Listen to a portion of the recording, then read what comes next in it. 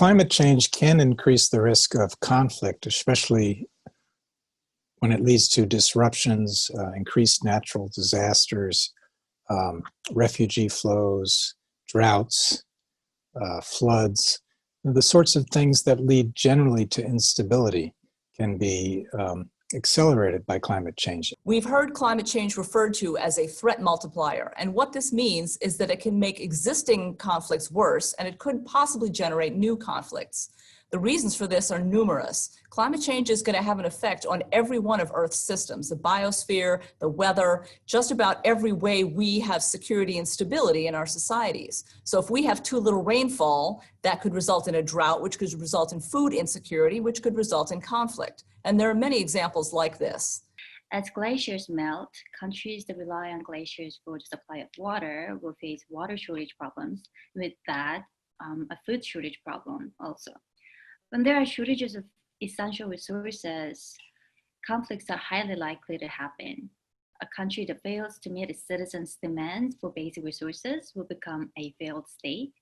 And these processes are already contributing to increased state fragility and security problems in the world, such as conflict in the Middle East and Africa, tensions over fisheries in the South China Sea, and emerging competition in a melting Arctic Ocean. Climate change can certainly increase the risk of conflict in general. It's a threat multiplier, meaning it can compound or exacerbate pre-existing vulnerabilities or tensions, either on a domestic, regional, or global scale. Thinking about extreme weather events like drought or a monsoon layered on top of kind of political instability, economic fragility, a health crisis as we're living in the present moment. And that kind of gives you a good idea of how climate change can increase that risk of conflict. We don't think climate change is going to cause conflicts in and of itself. What it can do is it can catalyze them, it can cause them to happen when they wouldn't happen otherwise. It can also make them worse. You need to be able to identify the climate signal in addition to being able to understand the broader societal context. There is a well-substantiated hypothesis out there that climate change was a major factor in the Syrian war. And if you look at what's happened with that civil war, how severe that has been, that happened originally because you had a dictatorship that was not meeting the needs of its people. But there were several droughts that led to increased migration within the country before the war, and it also impacted the population economically. And then when you had the global droughts that led to price increases for bread, the communities couldn't feed themselves. And so that helped lead to that conflict first occurring, also increase the severity of that conflict.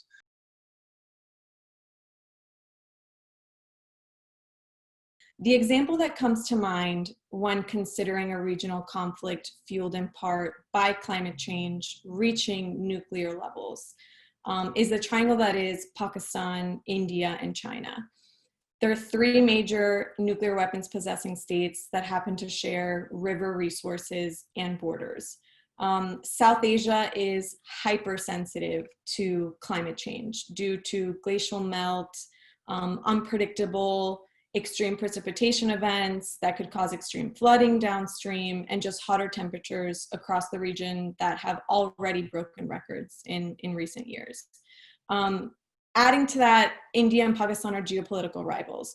And they're each already dealing with these climate change effects, from intolerable heat waves to kind of catastrophic flooding.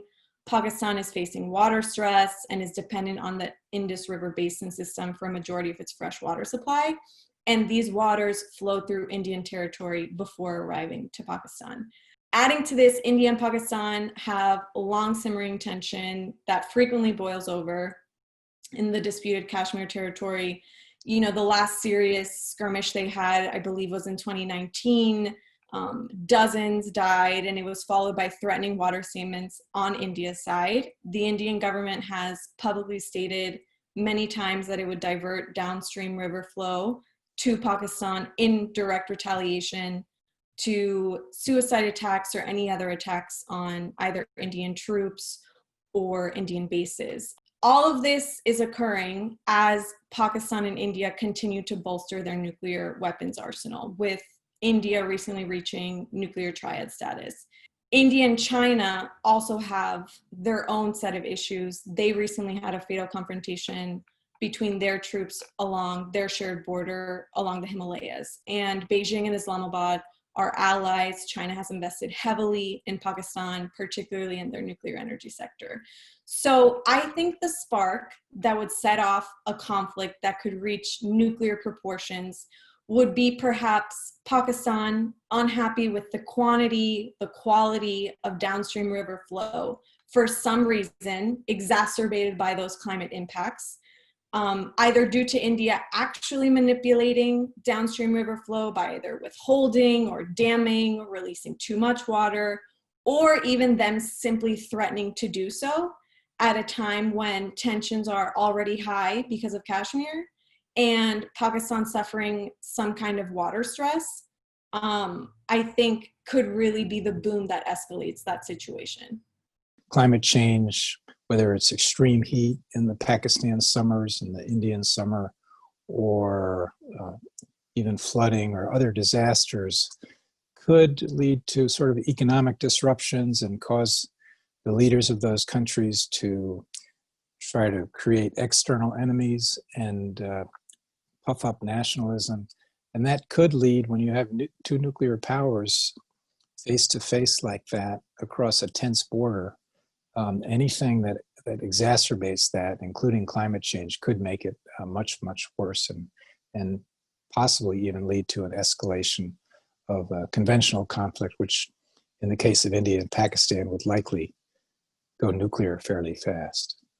When we look at the risk of a climate-induced conflict impacting nuclear weapon states, it is not as significant of a risk as we might consider other causes. And that's because of the nature of those climate security risks that are associated with climate change. It's primarily something that will impact things within a country on a population level, whereas the concerns when it comes to nuclear weapons are primarily driven by state-level concerns. And so when we look at the types of conflicts that we at least currently suspect would occur from climate-induced issues, those are largely going to be social and domestic things that do not quite rise to that level of a state versus state exchange. That said, though, depending on how severe things are, there are situations where it could lead to state-on-state conflicts, especially when it comes to any sort of regional refugee situations. While I don't really think that climate change will cause nuclear conflicts, it is concerning that India and Pakistan have disputes over water. These two countries share water from the Indus Basin, which flows from India through the Kashmir region into Pakistan. If the water security problem becomes very intense, these three nuclear weapon states will likely engage in a desperate struggle for water, which is very dangerous. But when the water security problem becomes an issue of national survival, then we cannot rule out the possibility that these countries will be tempted to use nuclear weapons. The use of nuclear weapons renders territory and resources unusable. So while this might be a good way to destroy territory and resources, it's not a good way to capture and use territory and resources. Currently, we see conflicts between India and Pakistan over water as climate change restricts rainfall. However, the use of nuclear weapons between these two nations along their shared border would make exactly the situation they're trying to get away from worse, because that's where the rainfall comes that goes down the Indus River and into the tributaries that supply the arguing parts of India and Pakistan. Likewise, North Korea is unlikely to use nuclear weapons, although they'd like to think that they could use nuclear weapons. Even if drought exacerbates their food insecurity, nuclear weapons doesn't provide any relief for them. It doesn't provide any way for them to get the food that they need or to protect themselves from weather. So nuclear weapons, in my opinion, are an artifact of an outdated security system, where we think of sovereign nations facing off against one another with their armed forces. Climate change doesn't present that kind of threat. It presents an entirely different kind of threat, in which the only way to prevent security problems is to work together between nations.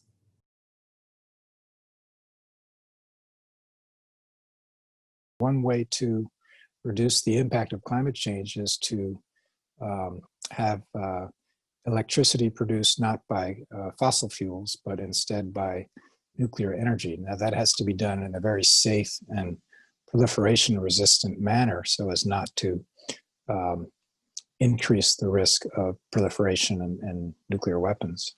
I believe that the danger of climate change outweighs the danger of nuclear energy. And in addition to reducing the greenhouse carbon emission, nuclear energy can also help us reduce the fine particulate matter that already is causing a significant number of deaths. Nuclear power offers the option of decarbonizing part of the energy supply. The fact that the Paris Accord fails to mention nuclear power specifically isn't necessarily problematic. The Paris Accord is based off of our attempt to learn from the failures of the Kyoto Protocol. In the Kyoto Protocol, the United Nations basically assigned every nation a target which they had to meet if they were going to be party to the Kyoto Protocol. Nations decided they either didn't want to or couldn't meet these targets. So the Kyoto Protocol failed. In negotiating the Paris Accord, we decided instead we would learn from that failure and we would ask each nation to contribute their own plan. Ask the United States, ask Russia, ask India, ask China, what are you willing to do to combat climate change? These are called INDCs, or intended nationally determined contributions. What this means is the sum total of all these plans then becomes our climate mitigation strategy, AKA the Paris Accord. Now, the Paris Accord commits parties to following these plans, but there's nothing there that says they have to follow them in any particular way. So if some countries wish to develop nuclear energy to help decarbonize their energy supply, they can do that. If not, they don't have to. There's nothing required to do it. So if you look globally, nuclear is the #2 source of clean electricity right now. In the United States, it's #1. Nuclear power currently provides about 20% of US electricity and has been doing that for decades. That's currently more than half of US clean electricity. So half of our carbon-free energy right now in the United States in the power sector comes from nuclear power. There's been studies that have looked at the air pollution and the climate benefits of having nuclear power. It is fair to say that nuclear power has saved millions of lives and will continue to save millions of lives by avoiding both climate change and by having air pollution benefits. If we look at what we need to do to decarbonize the world by 2050, we need all hands on deck. We need solar, we need wind power, we need hydropower. Potentially we need carbon capture for fossil fuels. We need electric vehicles, we need electrification. Nuclear power can play a key role in us decarbonizing the global system moving forward. We need to make sure that the next generation of nuclear reactors, the generation that can really help us mitigate climate change, does not pose a security risk. And we can do it, it's just we really need to make sure to prioritize that as an industry and as a people. The intersections between climate and nuclear energy go so much deeper than that, and it requires an analysis and preparation that frankly I don't think are being addressed as they should.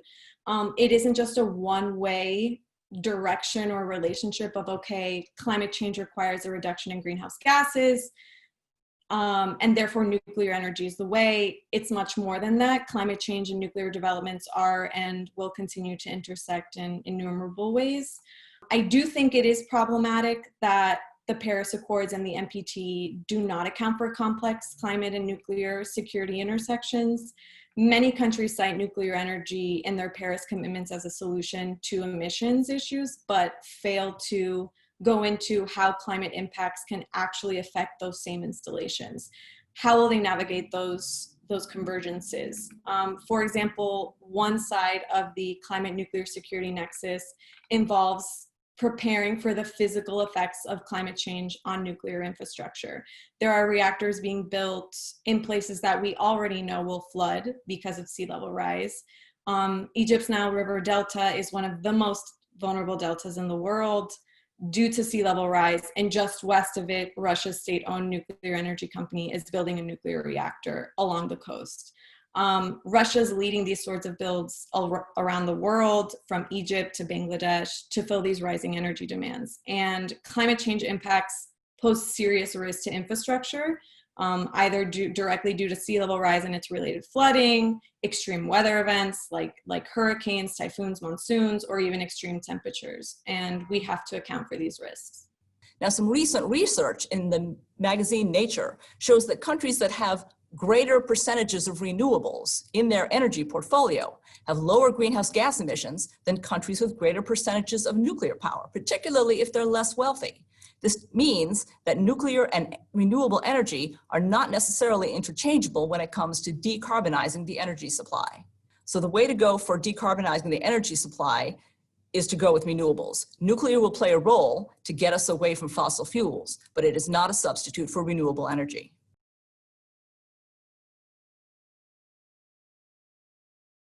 When we look at the nexus between nuclear power production and nuclear proliferation of nuclear weapons, we are cognizant that we need to control the flow of materials and technology. So at a high level, the technology similarities between nuclear energy and nuclear weapons is relatively limited. To have the knowledge to build a nuclear power plant for commercial power production, there's only some overlap with the same technologies that you need to build a nuclear warhead. The common area is really in the materials. Most uranium that we find is about 99% uranium-238, and that is a non-fissile isotope of uranium. The fissile isotope U-235 is the isotope that causes a chain reaction that you use either for nuclear power or for nuclear fission in a weapon. And so when we look at how we take this raw material that's primarily uranium-238 and turn it into something that we can use, there's really two processes.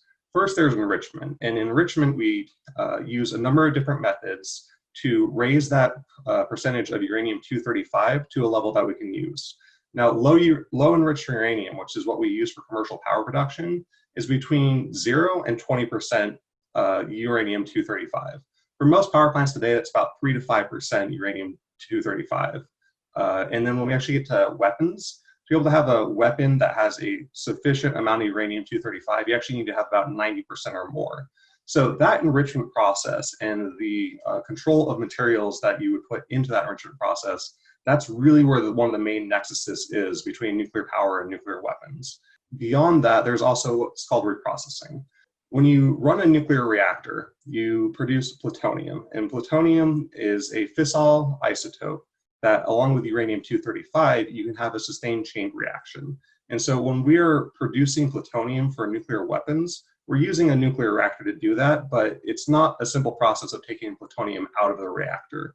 There's a bunch of other things that are produced during the fissioning of uranium-235 that we have to process out. And so to get that plutonium, we use reprocessing technologies. Now we can use reprocessing on the commercial side to close the fuel cycle, and we can reuse some of the uranium or even the plutonium for commercial power production. But that plutonium-239 that we produce as part of reprocessing can also be used in a weapon relatively easily.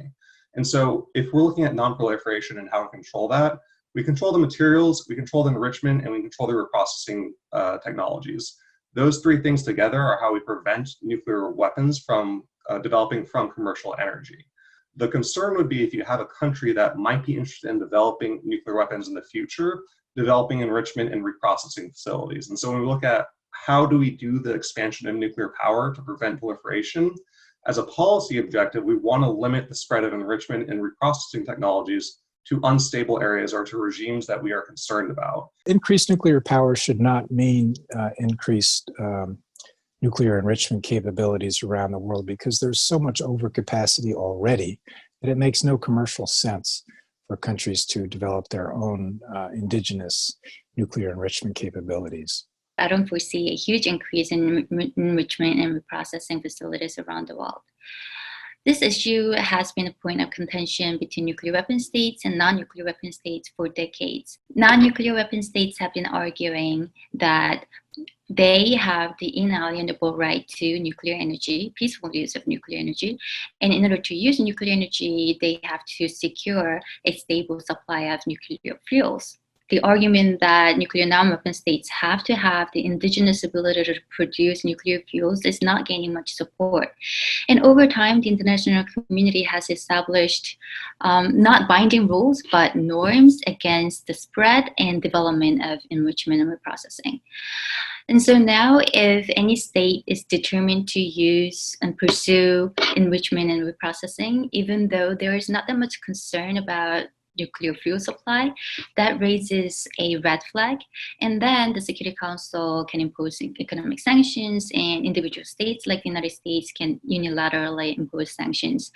Nonetheless, some countries like North Korea and Iran have evaded sanctions and developed enrichment and reprocessing, but only at very high costs. And I don't think that many countries would like to want to replicate that experience of being an international pariah and also suffering huge economic costs. However, there are some countries that may pursue enrichment and reprocessing, with the most likely candidates being Saudi Arabia, Turkey, and possibly South Korea. I think there's two strategies to follow when it comes to the potential for enrichment and plutonium reprocessing. Currently in the United States, we don't reprocess nuclear fuel. It's a once-through fuel cycle system, and once fuel rods are pulled out of their reactors, they basically sit in dry cask storage at the nuclear power sites until a national repository can be finalized. Other countries, including Russia, Japan, and most of Europe, use a multiple times through fuel cycle, and they will reprocess spent fuel rods into mixed oxide fuel. We have determined in this country that that's not a cost-effective method. And for us to do it now would cost possibly trillions of dollars.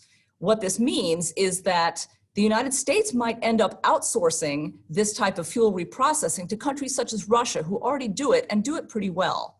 They have proposed with the IAEA, the International Atomic Energy Agency, a series of international uranium enrichment centers where countries who wish to avail themselves of nuclear power in order to decarbonize their energy supply would basically rent nuclear fuel rods from the IAEA in Russia via these centers. They would be able to use them to produce energy, and when the energy is done, they would send them back. So the risks of proliferation are minimized to some degree, but proliferation is still a serious risk. When we talk about expanding nuclear energy, we're not just talking about reactors, we're talking about uranium mines, we're talking about processing and enrichment, facilities, shipping and transport, waste reprocessing and disposal. All of these points along the nuclear fuel chain are places where fissile material could be diverted.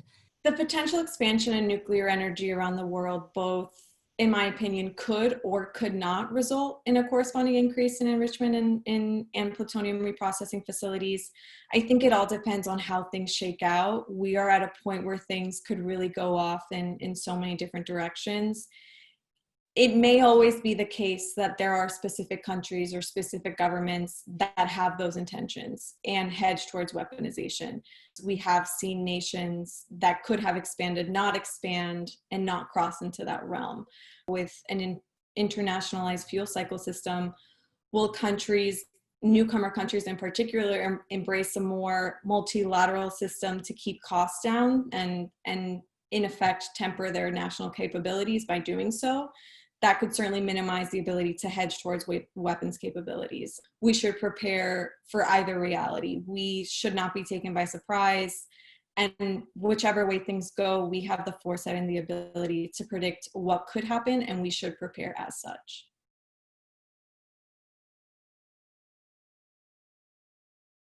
If the global nuclear order were to collapse, the International Atomic Energy Agency were to go defunct, its inspections not respected, all nuclear treaties were to be abrogated, nuclear materials bought and sold freely on the open market. If this were to happen, which I think is unlikely, but if it did, then the expansion of nuclear energy would not necessarily mean a rush to proliferation. Would nations rush to obtain nuclear weapons in order to protect themselves? No, I don't think so. Nuclear energy, as we've already mentioned, is one way to assist in decarbonizing the energy supply. But nuclear weapons are not the same as nuclear energy.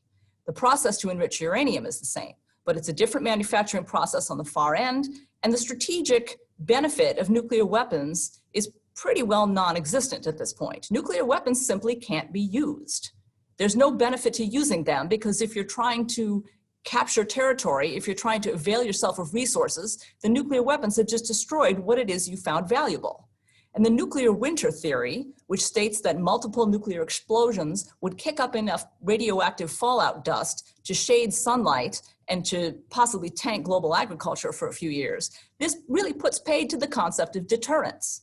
Deterrence rests on the idea of credible use, that if I have a nuclear weapon and you wish to attack me, you won't because I would use my weapon on you, but you know that I can't in this globally interconnected world. So my having nuclear weapons doesn't make me any safer.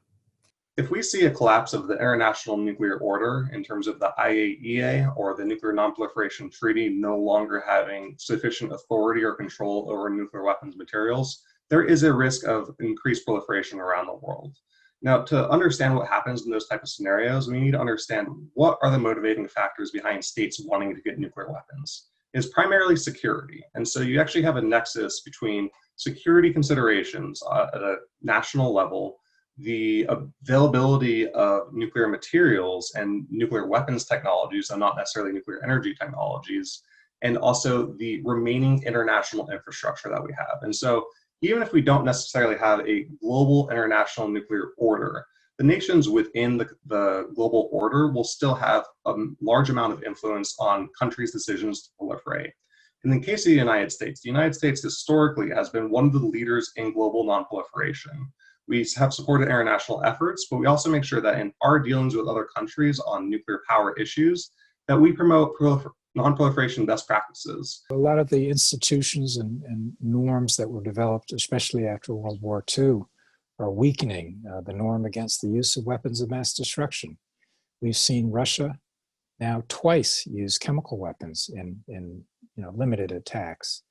And then North Korea used VX chemical weapons. So these norms against use of weapons of mass destruction are breaking down, and that's very, very dangerous. The peaceful use of nuclear energy would break down as some of these international systems break down, like the Nuclear Non-Proliferation Treaty, which allows for peaceful use of nuclear energy and indeed facilitates it, and then the implementing organization, the International Atomic Energy Agency. If they were undercut, then it could be a much darker, scarier situation. We're living in very uncertain times. There's an overarching theme of attempting to maintain world order as we see norms either on their way to break down or collapse entirely. One way it could go is that we could see more opportunities for things to go wrong. So from transportation to waste to security, if there are weak global norms, a question that comes to mind is, will the IAEA inspections hold as much weight? What would happen during a climate disaster or civil unrest? We do need these joint universal measures for security. I also believe that the more we don't address other general security threats, the more nuclear weapons and just general WMD threats grow. Not figuring out international security issues in general is more likely to push countries to want to head towards those capabilities, I think. We really are at a point where it could go in so many ways, depending on what happens with international treaties, such as the NPT Review Conference coming up or the Nuclear Ban Treaty. Another thing, obviously, that's overarching and will affect this very much so is how the US, Russia, and Iran navigate their present tensions just in general. There's a lot to consider. The spread of nuclear energy can be a boon for sustainable development, but it comes with proliferation risks. For that reason, the global nuclear order has been making a lot of efforts to ensure that nuclear energy is used for peaceful purposes only. And these efforts have worked, not perfectly, but worked because now we have only 9 nuclear weapon states, which is a lot lower than what people like including President Kennedy predicted. And therefore, I think I see a great value in sustaining the global non-proliferation regimes. However, there is one concern that I have when I think about this issue these days, which is that the dynamic in the global nuclear market is changing. Now, China and Russia are major nuclear vendors, while the US, France, and Japan, these traditional nuclear vendors, have not been very successful recently. So what's the problem here? I think that they have bigger say, as they have bigger share in the global market, nuclear market, and then they will probably have a bigger influence over global nuclear norms and rules. And this is concerning because I'm not really absolutely sure what the global governance will look like under the leadership of Russia and China, because unlike the United States, which requires recipients of American nuclear assistance to refrain from enrichment and reprocessing, China and Russia do not do that. And therefore, now China and Russia are major vendors, and the United States doesn't have much leverage vis-a-vis other states that want to receive assistance from the United States. The United States can help make sure that we have a seat at the table when it comes to any sort of non-proliferation decisions or any sort of weapons decisions that countries make if we're participating in their commercial nuclear industries. Being involved at a commercial level with a commercial energy industry in one country actually gives you the entree to start having the security discussions that you need to have. And so if we look at a scenario where the global nuclear order starts to collapse, where there's clear incentives for countries to develop nuclear energy, we need to respond strongly with an aggressive foreign policy that assures those countries they do not need nuclear weapons in the first place, but also engages them on nuclear technologies so that they can make sure that the benefits that nuclear energy provides to their countries are not harnessed for ill. When we look at the nexus between climate change, on the one hand, nuclear nonproliferation, nuclear energy, there are scenarios that you can see that the world basically falls apart. Climate change is so severe that the global international order fails, that the fact there's so much nuclear material around could lead to all sorts of conflicts and states developing nuclear weapons. And to that, I would actually look at history. When we originally started the efforts at nonproliferation at the international level, there were concerns that 30 or more countries could have nuclear weapons by the 2000s. Today, the current number of states that have acknowledged weapons is 8. There's an additional country that's suspected to have them. We made it so that the international system, the US participating in that international system, disincentivized the development of nuclear weapons. If there are certain global problems that require global solutions, and climate change is obviously one of them. Countries like China and the United States, whether we consider ourselves competitors or not, have to work together to come up with a solution for that. And I would say the same is true of nuclear weapons. The Soviet Union and the United States realized that during the depths of the Cold War, and it's just as true today that a global problem like the existential threat of nuclear weapons requires a global response and countries working together. So we can't just pull ourselves inward and hide behind borders. These are questions, existential questions that require global leadership, global cooperation. Global institutions like the United Nations are under threat, and it's reversible. I do think so, and it's necessary to reverse it because these are issues that require many, many countries working together to address them. And without that, if this order crumbles, it's going to be a very dark world indeed.